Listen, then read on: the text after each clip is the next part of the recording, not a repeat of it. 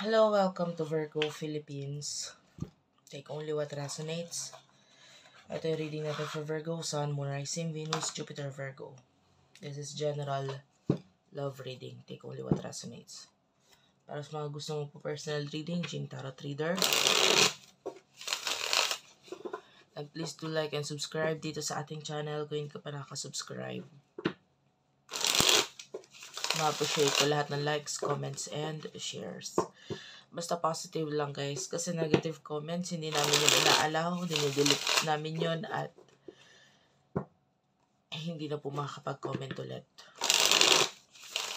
Kung ayaw mo na ganitong klaseng reading, pwede ka naman po magpalit ng video, maglipat ng channel. Let's start. Pwede magkapalit-palit roles ha. Be sure naka-like kayo, naka-follow kayo sa aming page, Facebook page, Madam P. Kung di mo ma-search, hashtag Virgo Philippines, yun ang i-search mo. Sorry about my voice, guys. Medyo may sakit ako ngayon, kaya pagpasensyahan mo na. Okay, wait lang. Inaayos ko ang brightness. Okay, you do have your meeting, interlude.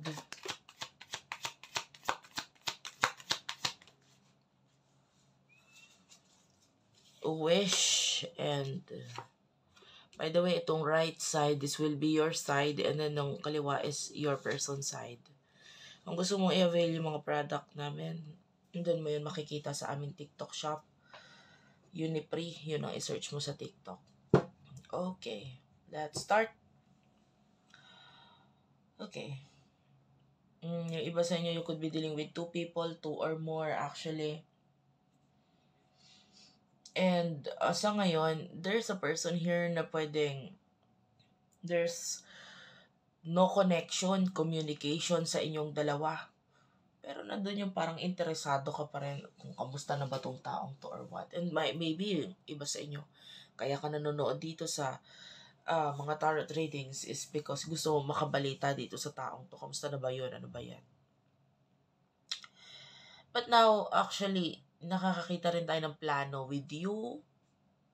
I don't know kung yung plano has something to do with another person or plano na may kinalaman sa sarili mo. But I can see plano na parang this plan is something na very kaabang-abang, sabihin natin gano'n. And you do have your wish. The person that you're dealing with is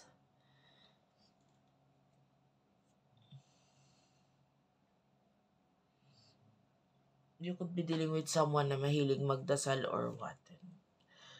And someone who is very traditional or very religious kind of person. I feel like yung iba sa inyo, sexually, inisip mo na rin tong taong to eh. But there's no action. Wala dito sa taong to. Sa ngayon, both of you are nandun yung interest eh, pero nandun yung parang inaalis mo na siya sa buhay mo. Maybe you're moving on. And then, ganun din naman itong taong to. Well, both of you are moving on. Still, this person, pinagdadasal ka pa rin niya, no? Lalo nga kung, alam mo yan yung person mo kung very religious or what. So, pinagdadasal ka pa rin hanggang ngayon ng taong to. So, ano yung emotions ninyo sa isa't isa? Spirit guides, angel guys, for the sign of Virgo. Emotion ninyo sa isa't isa ng person na ito for the sign of Virgo, please.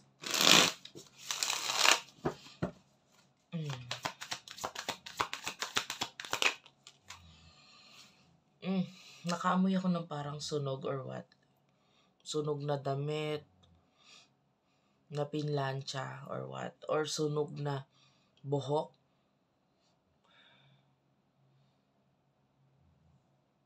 Something na sunog or maybe nagluluto ka, may nasunog or what. This could be a reading.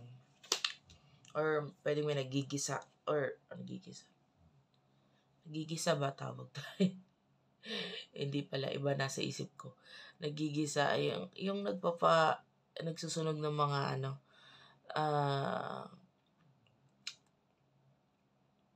Mga dahon-dahon, mga ganun. Nagsisiga pala. Nagigisa. Pwede na rin naman. Pwede na rin naman. Anyway. Something na may kinalaman sa apoy. Gossip is here. Okay.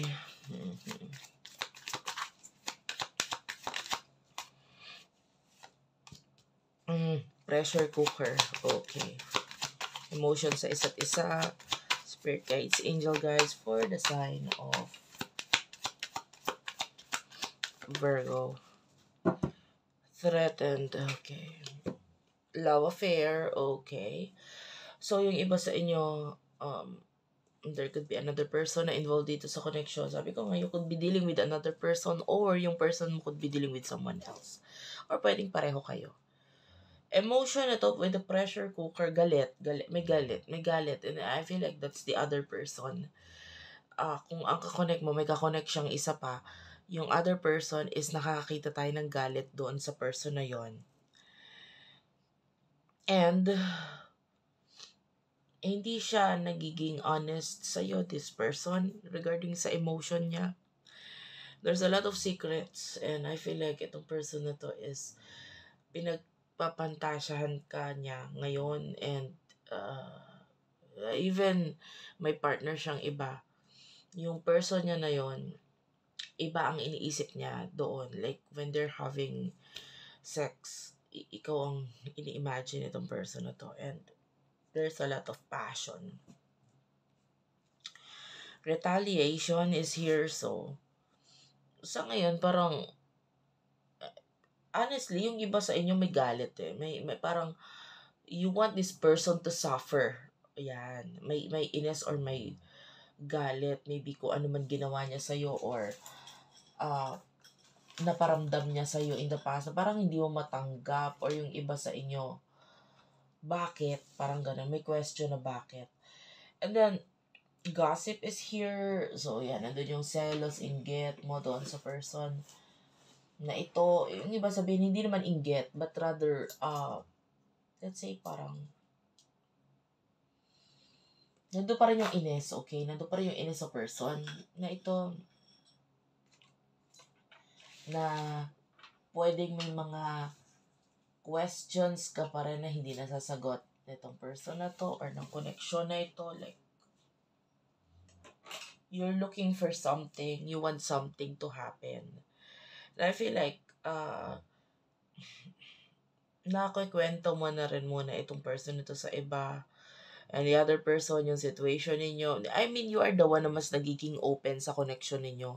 Yung iba, kung hindi man sa iba mo nakikwento, maybe sa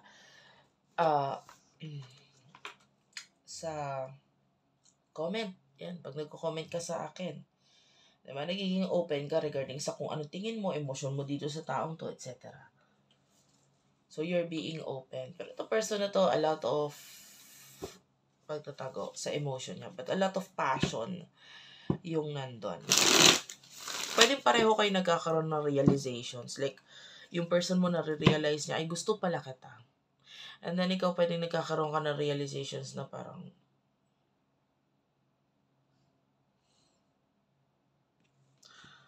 may kinalaman dito sa person na to. Any realization actually, wala tayong particular realization pagdating sa'yo. Pero parang ngayon, kasi parang hindi na importante sa'yo yun. What will happen in the near future for the both of you. For the both of you. Yan. Drama queen is here. Kung hindi man dito yung realizations mo sa person na to, maybe with another person. Kasi sabi ko ngayon, iba sa inyo, hindi lang isa ang kakonect, pwedeng may isa pa, and then, yung iba sa inyo, nagkakaroon ka ng realization with that other person, and then pwedeng nakikwento mo, nasasabi mo sa iba, nababanggit mo, yung realization mo doon sa other person na yon. Honestly, iba-ibang energy na kukuha ko dito, so, take only what resonates. And then, sa person na kakonect mo with that irreconcilable differences, I feel like there's an ending na nangyayari sa inyo. Yeah, you could be dealing with your soulmate. may pambablock or pagka-cut off in the near future because of, because of the other person, other people in your life or sa buhay ng person na to. Nakakita tayo ng commitment doon. Like, yung person mo, if may ka-connection iba, nakakita tayo ng commitment sa kanila. And you do have your unconditional. Tell me about the unconditional here, please. What's with the unconditional? You do have here divine masculine entrapment. Some of you will be, there's a commitment na parang trap na itong person na to with the entrapment. There could be pregnancy na involved. So,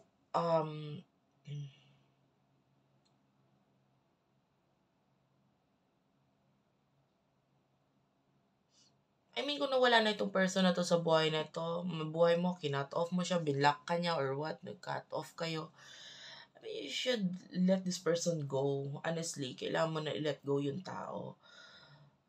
Why? Kasi, ayaw mo na, parang ganun. Huwag ka nang maghintay sa kanya. Diba? Anong dadating sa'yo? Kasi I feel like there's something na may dadating pa sa'yo or dadating na kung bakit parang wag mo nang hintayin yung taong to. Ano yung dadating sa'yo ngayon? Desires here. Okay. The poison.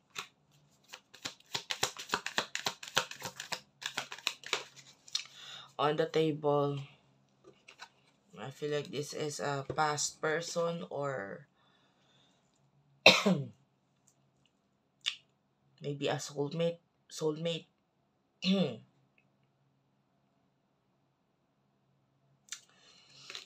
I'm seeing another person pwedeng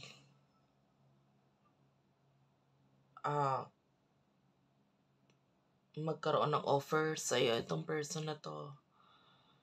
I can see sexual connection with someone else, so pwede may dumating sa'yo with another connection which is sexual, more on sexual connection.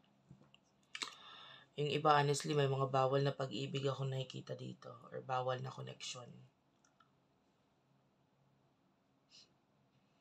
But anyway, mas nakikita natin doon na hindi ka na masyado mag-i-invest ng emotions pagdating sa connection nito. Hindi na muna sa ngayon. But there's a connection with another person in the near future for you. Thank you for watching. I love you all and bye-bye.